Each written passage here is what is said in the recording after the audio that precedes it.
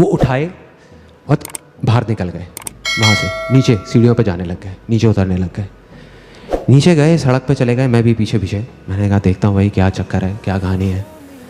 सड़क पे जा करके उन्होंने तीनों ने वो ले जा करके नाली में डाल दिया। मेरे को समझ नहीं आया, मेरे को अभी भी क्लियर नहीं हुआ। मैंने कहा ये क्या है मामा, ये इससे आपकी सक्सेस का क्या कनेक्शन है? तो उन्होंने एक ऐसी लाइन बोली कि मैं हिल गया, कि मैं हर रोज अपनी तसल्ली के लिए अपने पैसे को नाली में बहा देता हूं। उन्होंने बोला और वहां से चले गए। मैं वहीं खड़ा रह गया, मैं सोच रहा था, मैंने कहा इसका क्या मतलब है। मैं घर गया, नींद नहीं आ रही थी, सोचता रहा, दिमाग चल रहा था। मैंने कहा इसको ब्रेक कर करके समझना पड़ेगा, एक बार में पूरा समझ नहीं आएगा। तो उसका पहला पार्ट कि मैं हर रोज, मैंने कहा समझ आता है, इसका मतलब यहां तक समझ आता है, अपनी तसल्ली के लिए। ये सेकंड पार्ट था उसका, मतलब कि वो ये जो कर रहे हैं वो अपनी तसल्ली के लिए कर रहे हैं। इसका क्या मतलब हुआ कि वो किसी और की तसल्ली के लिए नहीं कर रहे। कोई और कौन? मैं, जो उनके रेस्टोरेंट में खाना खाने जाता हूं, या मेरे जैसे और बहुत सारे लोग, मतलब कि उनके कस्टमर्स। यहां पे बात कर रहे हैं सेल्फ सेटिस्फैक्शन की, ये अपनी तसल्ली की बात कर रहे हैं, कस्टमर सेटिस्फैक्शन की बात नहीं कर रहे हैं। और मुझे धीरे धीरे समझ आने लगा हमारी प्रॉब्लम, कि हमारी प्रॉब्लम क्या है, इमेजेस बाजार की प्रॉब्लम क्या है, कि हम कस्टमर सेटिस्फैक्शन पे जा करके रुक गए हैं, अटक गए हैं। कस्टमर सेटिस्फाइड हो गया, शांति से बैठ जाओ ना। तो इस वजह से हम शांति से बैठे हुए थे, हमने कहा हाँ सब सही है सही है सही है। तो यहां पे समझ आने लगा, मेरे को समझ आने लगा कि मुझे क्या करना है। और उसका जो लास्ट पार्ट था उनके डायलॉग का, कि मैं अपनी तसल्ली के लिए अपने पैसे को नाली में बहा देता हूं, इस डायलॉग ने मुझे हिला के रख दिया अंदर तक। ये मेरे को समझ नहीं आ रहा था। हमारी फैमिली में, मतलब मेरी फैमिली में क्या होता है कि अगर हम एक स्कूटर भी खरीदते हैं ना, तो उसकी जो पॉलीथिन्स हैं वो 1 महीने बाद उतारते हैं। मतलब इतना हम पैसे को बचा बचा करके चलते हैं। सिर्फ एक ही चीज़ सुनी है, सीखी है बचपन से आज तक, money saved is equal to money earned, कि बेटे पैसे को बचाओ, पैसे को बचाओ। तो इस तरीके से मैं चल रहा था। और दूसरी तरफ ये आदमी क्या बोल रहे थे कि पैसे को नाली में बहा दो। समझ आया, मैंने कहा कि यही दम चाहिए, ये करना है किसी तरीके से, और अगर मैंने ये कर दिया तो काम हो गया। मैं गया, जा करके अपने ऑफिस में सबकी मीटिंग बुलाई, जा करके उनको बोला, मैंने कहा अब से हमें अपने पैसे को नाली में बहाना है। तो सब मेरी शक्ल देख रहे बैठ करके, कहते ये क्या बोल रहे हैं। मैं कहा ओ सॉरी, मैं समझाता हूँ कि हमें क्या करना है।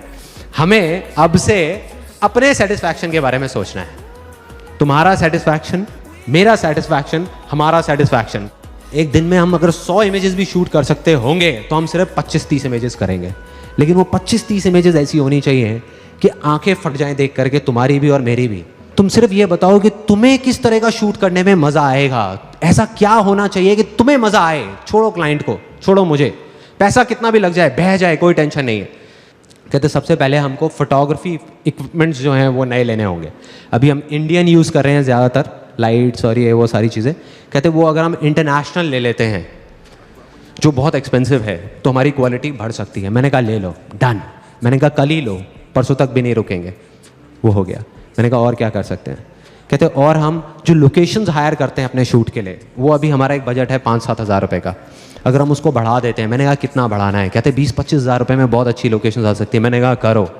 मैंने कहा इंडिया से हम फॉरेन में मॉडल्स लेकर के जाएंगे, वहाँ जा करके शूट करेंगे, करो। ऐसे हर चीज़ का बजट बढ़ा दिया। एक्साइटमेंट किस लेवल पे था, I can't express it in words. उस टाइम पूरी की पूरी टीम का, सबको इतना मज़ा आ रहा था। रोज़ एक ऐसा शूट निकल के आ रहा था जो पहले वाले से लाख गुना बेटर था। 2 महीने बाद पूरी की पूरी ये नई कलेक्शन हमने लॉन्च करी अपनी साइट पे, and you won't believe it, उसके 1 महीने के अंदर अंदर हमारी साइट पे, जब मैंने पीछे एनालिटिक्स से देखा, ट्रैफिक 10 गुना बढ़ गया, 10 टाइम्स इन 1 मंथ। इमेजेस बाजार बिकेगा सक्सेस। डे 3, दिमाग मेरा बन चुका था एक एंटरप्रेन्योर का। एंटरप्रेन्योर, बिल्कुल एक एंटरप्रेन्योर की तरह सोच रहा था कि ये जो हमारा बिजनेस है इमेजेस बाजार, चाहे कितना भी अच्छा हो, बट हम एक नीश सेगमेंट में ऑपरेट कर रहे हैं। So there is a limit to where we can grow. साल का अब हम 30-40% से ग्रो कर सकते हैं, बट अगर हम एक्सपोनेंशियल ग्रोथ की बात करें तो वो नहीं हो सकता। अगर मैं ये चाहूँ कि इसकी रेवेन्यूज़ को यहाँ से बढ़ा करके 10,000 करोड़ कर दूँ तो नहीं हो सकता। उसके लिए एक आइडिया आया और उस आइडिया पे काम करना मैंने शुरू किया। ऑलमोस्ट 5 महीने तक मैंने काम किया दिन रात उस आइडिया पे। I'll tell you that idea, वो क्या था। It was very simple, air purifiers. India में हर घर में आज की डेट में एक वाटर प्यूरीफायर है, बट एयर प्यूरीफायर का किसी ने नाम तक नहीं सुना है। On the other hand, penetration rate of air purifiers in countries like North America, it's more than 30%. In Japan, it's more than 17%, and it's growing like anything in all over the world. India में अभी तक एक भी ऐसा brand नहीं है, या ये कह लो कि ब्रांड रिकॉल नहीं है किसी भी ब्रांड की। So the plan was ready, business plan was ready, market research हो चुका था, marketing strategy was ready, investors were ready, and I was 110% sure कि आने वाले 10 साल के अंदर अंदर it's going to be $1 billion company in terms of valuation.